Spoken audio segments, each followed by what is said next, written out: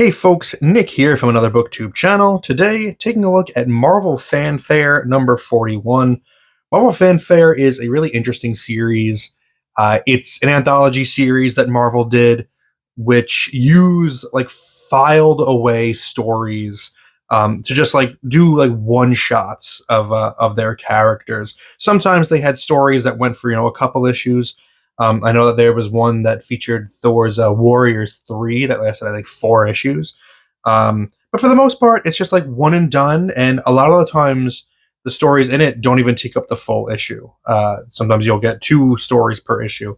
And in this case, this caught my eye because this is Doctor Strange, obviously. It's written by Walt Simonson with art by Dave Gibbons. And I thought, wow, that's really cool. This might be like a Dave Gibbons thing that maybe people aren't super aware of. I certainly wasn't aware of it. I mean, I bought it on the strength of the cover being, obviously a Dave Gibbons cover. And then I was pleasantly surprised to see that he also did the full interior story as well. And it's Gibbons completely. So he's penciling, he's inking, he's also doing the colors, I'm pretty sure, because this green is very specific in my mind. I think he uses this green also in Martha Washington Goes to War, the series he did with Frank Miller, which started in 1990. This issue was published in 1988, but who knows when it was actually created, because like I said, these stories get filed away and then repurposed for this. So it could have been earlier. I also look at this green and I think of Frank Miller's Ronin, and that was 1984. So this could have been right around that time, created around then, and then published finally in '88. Let's get into it.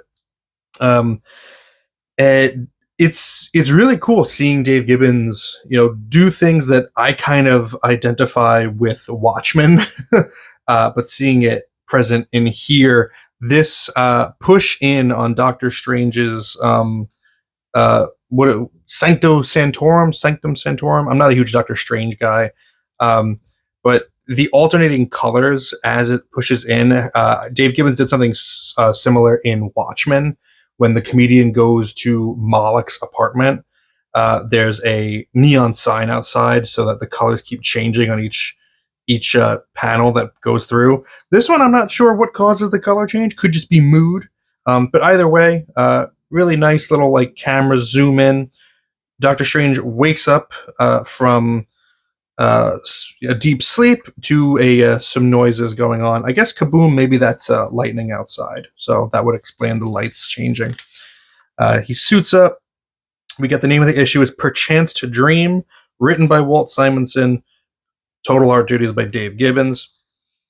And something I noticed on Doctor Strange's cloak, it's very faint here, but I'll show you more examples of it.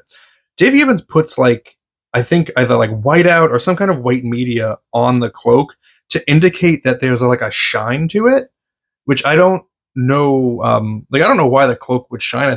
As far as I know, it's just a regular cloth material, but it doesn't really take anything away from it. It doesn't it's weird that he has a glossy cloak, but I guess because of just the nature of the character, having things be a little bit weird or unexpected kind of fits.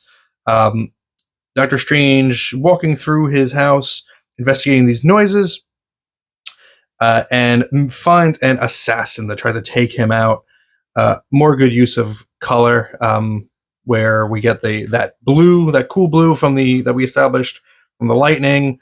We have regular lighting, and then a green blast of the gun, which lights up the scene in green. But then Doctor Strange's own attack comes in. His beam is yellow, lights up the scene in yellow. So good attention to detail there. Doctor Strange vaporizes this guy, knocks him out dead. But he's got to find out where he came from, who sent him. He was able to. This guy was able to penetrate the mystical defenses of his house, and he's like, "This guy must be strong. I have to see who sent him."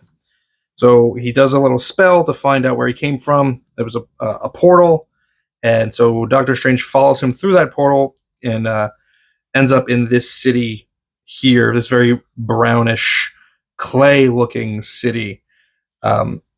And maybe this is just me because I have Mobius on the brain because I watched Hodorowski's Dune the other day. But these buildings to me kind of remind me of Mobius's style, just a thin, clean line, like kind of dead line all the way through. Um, and he's Doctor Strange is picking up this like weird kind of resonance from this city. It's kind of like almost calling out to him. It's very warm. It's welcoming, and he's feeling really drawn to it. And he's kind of getting lost in it a little bit. Meanwhile, there's this hum that's pervading throughout the city.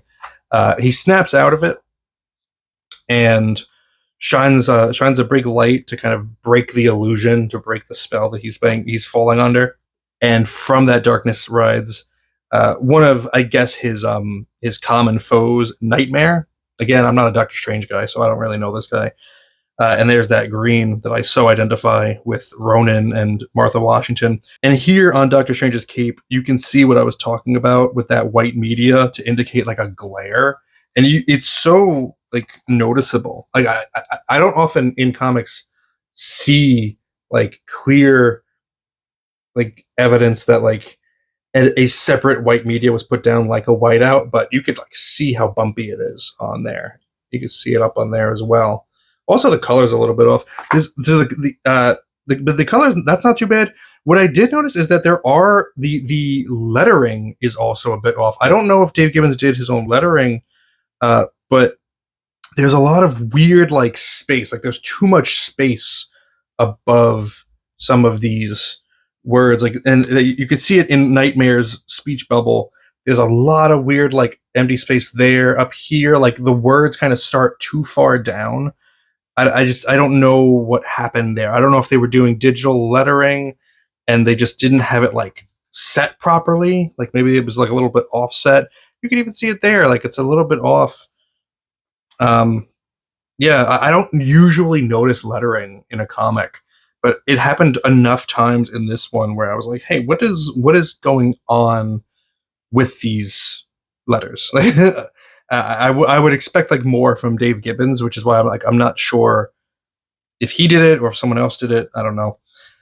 Nightmare himself is also an illusion. Doctor Strange breaks through that, and then he reveals Eternity. I've always liked the character of Eternity. I like seeing artists draw this character. He's always really visually interesting. Just that a flat. He always comes across as two-dimensional, and I like that. I think it's kind of meant to be that because he's supposed to be a void in which these, space floats within him.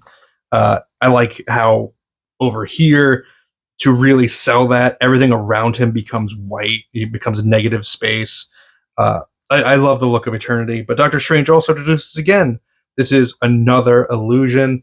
This pose, Doctor Strange pose, is really iconic. I think that's like a common one you'll see in Doctor Strange comics. And up here, this is another instance of that lettering being super off center. Look at this. You can see it starts like in the middle down here, but by the time you get to the end, it's like going up. It's like on an upslope. It's just not centered. It's so strange. I don't know what may have caused that. Doctor Strange dispels the illusion of eternity, and now he starts to hear the true foe with these green word bubbles. And it's almost like the city itself is speaking to him. And we get a zoom out, and the reveal is that this city, or I guess it's like the back acne of this enormous creature. I like the top down view here. You can see the little nose sticking out, the arms folded under, and then you get the reveal of the face. It's just this enormous giant creature that's sleeping, and it's just explained that in his dreams he seeks out beings of great power in the waking world, or rather other powerful people who are currently in the dream world, and try to draw him into his dream. It's a little wonky. I don't know that the story makes a great deal of sense. Maybe that's why it wasn't published in like the main title. But this dude is still asleep, and he's just talking to Doctor Strange in his dream. I really like these panels, these like upper 8 panels. He did it here of Doctor Strange being really small, and we're getting oh god, was it like the Kriegstein-esque like little movements from each panel to each panel. Meanwhile, that's like contrasted with the enormous size of the guy, beneath him, of the city. Doctor Strange starts fighting back. He just starts hurling magic at this dude, this big old Thanos-looking guy, but is not Thanos. I don't know him. If this is a character that comes back in Marvel continuity, let me know. Let me know what his name is, because he's never named in this. But he starts to wake up here, and his eyes shoot out these like amazing like green lights that blind Doctor Strange. He's trying to fight back. Nothing is working. Doctor Strange has to just try one last gambit. This thing launches some kind of attack at him. I think it's to like absorb his power, or like keep him in his world, absorb his strength or his dreaming power, his magical power. I don't know. And he appears to win. He busts through this bubble of defense that Doctor Strange put in. And again, another one of those like Kriegstein panels. Very much reminds me of Master Race, especially in like the pose of him falling backward and getting smaller until he's nothing, into the white nothingness there. And then the thing is fully awake, but he can't find Doctor Strange anywhere. And so he comes to the conclusion, look at that little Thanos face, that it was all a dream. Like he dreamed Doctor Strange was there. He dreamed that a powerful being had visited him.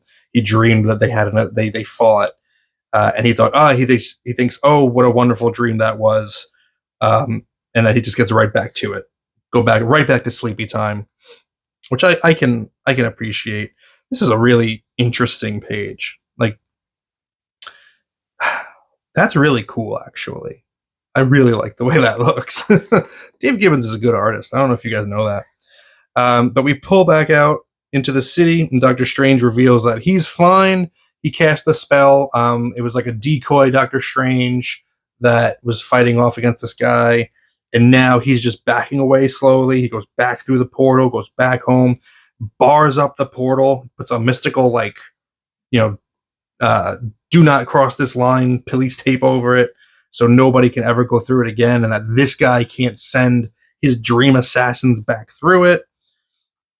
More of that glowing, shiny cape.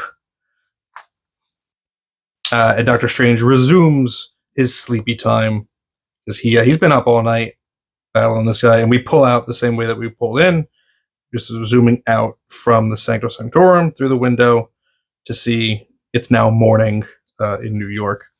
And that's it. That's the story. Pretty interesting. Really cool to see Dave Gibbons doing a Doctor Strange story. I don't know if he did more.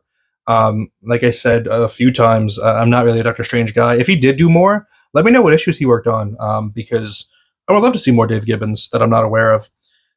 Marvel Fanfare also would frequently have these pinups in the back. Sometimes you get some really, really great artists here. This is Mike Macklin with several different inkers. This is one with Joe Sinnott, Fantastic Four. This is one he did with Romita. You could tell because of the Mary Jane face. And then this is Bill Reinhold doing these pinups in the back here. Yeah, there you go. Marvel Fanfare number 41. Hope you enjoyed that. Let me know if there was anything I missed in this issue that you thought was worth pointing out. And again, let me know if there's other Dave Gibbons stuff that he worked on, like Doctor Strange related, that I'm not aware of. Would love to check that out. Thank you very much for spending some time with me today. But now it's time to get back to reading.